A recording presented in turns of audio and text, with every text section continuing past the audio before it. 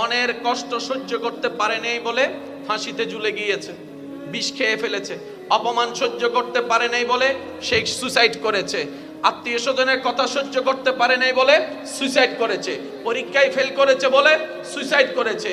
কোনো প্রিয় মানুষের থেকে আঘাত পাওয়ার কারণে সহ্য করতে না পেরে সুইসাইড করে। আঘাতটা কোথায় লাগে? কানে, পেটে, হাঁটুতে নাকি?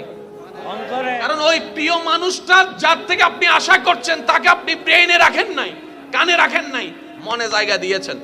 ওই মানুষটা কষ্ট দেওয়ার কারণে আপনার মনে আঘাত লেগেছে, আপনার মন ভেঙেছে, আপনি ডিপ্রেশনে চলে গেছেন, কষ্টে চলে গেছেন, আপনি আস্তে আস্তে সুইসাইডের দিকে চলে গিয়েছেন।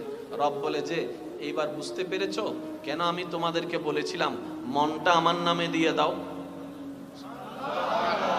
আরেকটু জোরে বলেন। এবার বলেন, আমাদের ভিতরে পরিচিত অপরিচিতের ভিতরে সুইসাইড করেছে এমন মানুষ